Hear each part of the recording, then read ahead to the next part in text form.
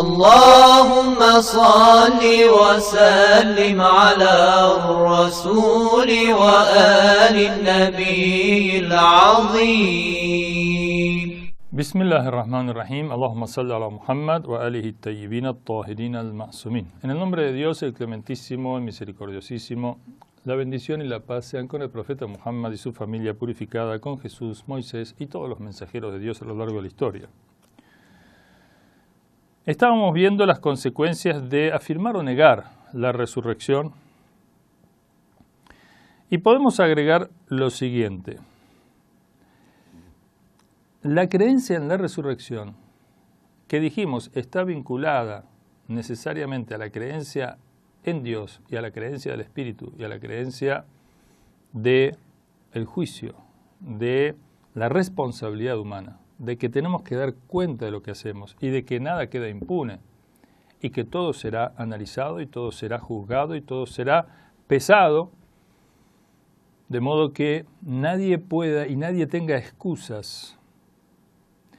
A diferencia de los juicios en el mundo, las sociedades muchas veces se conforman y arreglan de tal manera que si no es un profeta quien la conformó, donde hay valores supremos de igualdad, de moral, de igualdad ante la ley, es decir, el profeta se somete a la ley como el último de los musulmanes, no hay diferencia de ellos, todos deben cumplir con la ley, desde el primero que le anuncia por revelación, que es el profeta, hasta el último de los musulmanes.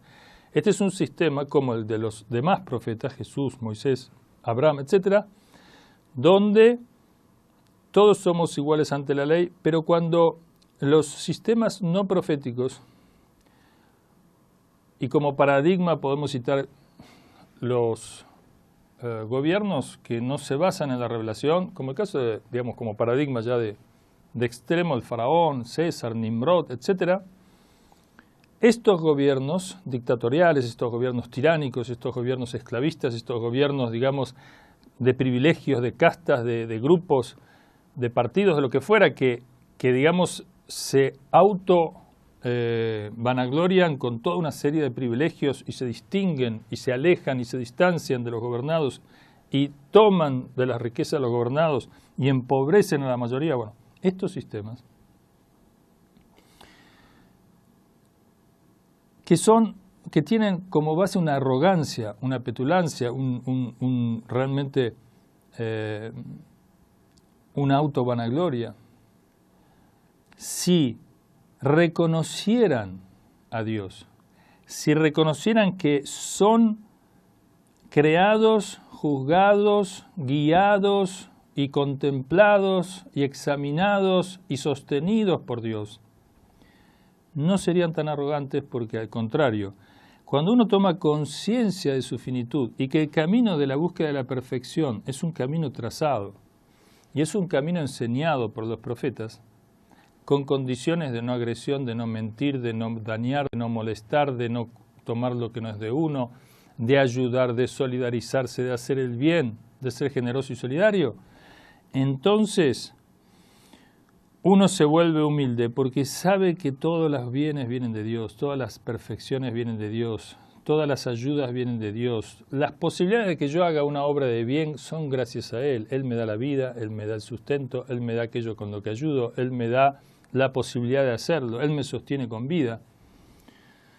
En esta concepción y en el conocimiento de Dios, por supuesto que vamos a medida que conocemos las bendiciones de Dios, en las que estamos como sumergidos de tal manera, como el pez en el agua, que nos olvidamos. El hombre es, dice el Corán, Zalum, Yahul, es muy opresor, es muy ignorante. En términos generales, no todos, pero en términos generales, el hombre es muy ignorante. ¿De qué? De las perfecciones, de las misericordias, como vamos a ver. Entonces, una de las consecuencias de la aceptación de Dios, de su soberanía, de su autoridad, de su misericordia, pero también de su ira. Dios no ama a los agresores, Dios no ama a los falsarios, a los mentirosos, a los enemigos de los profetas, no los ama. Entonces, y la ira de Dios es algo que está inmersa, esta ira de Dios, en su misericordia. Es decir, la misericordia de Dios abarca todas las cosas, como vamos a ver, como dice el Corán, al principio de la revelación, y la ira es una consecuencia final de el incumplimiento, la desobediencia, la rebeldía.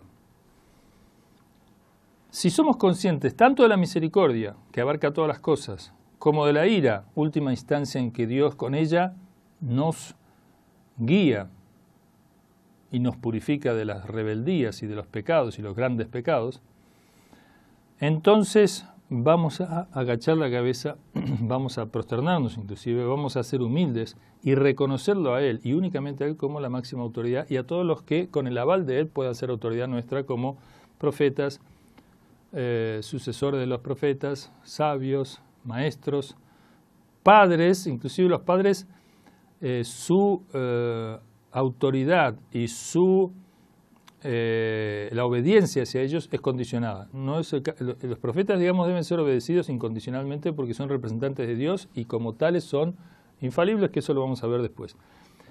Pero en el caso de los padres la obediencia es condicionada, es decir, nadie debe ser obedecido si desobedece a su creador.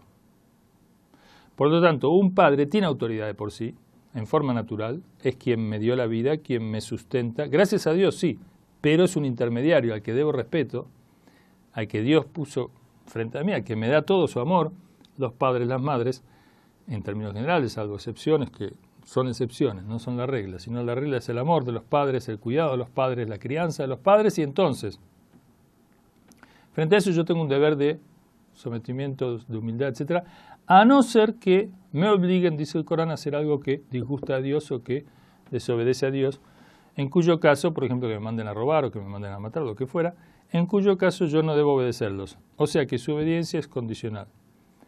Pero si yo tomo conciencia, entonces decía, de Dios y del día del juicio, entonces me hago sumiso, me hago bueno. ¿Por qué? Porque Dios es bueno. Es decir, en la medida que me acerco a Dios, me visto, digamos así, de los atributos divinos y en un extremo de acercamiento a Dios llego al grado de un Moisés que con su vara abre el mar, ahora el Nilo, por ejemplo, o el Mar Rojo, lo que fuera, para salvarse de la persecución del faraón, o cura a un enfermo de nacimiento, o resucita a un muerto, digo, sea y es como Jesús, o como Muhammad, la bendición y la paz sean con él, que instaura el gobierno de Dios en el mundo, es decir, un gobierno basado en la revelación, donde Él es el jefe de Estado, e imparte justicia, e imparte, digamos, misericordia, donde el esclavo y el amo se unen como iguales, donde se terminan los privilegios para un reparto fraternal. ¿Alguien vio en una familia que el padre y la madre tengan todas las bendiciones, la heladera llena y a los hijos les den pan duro?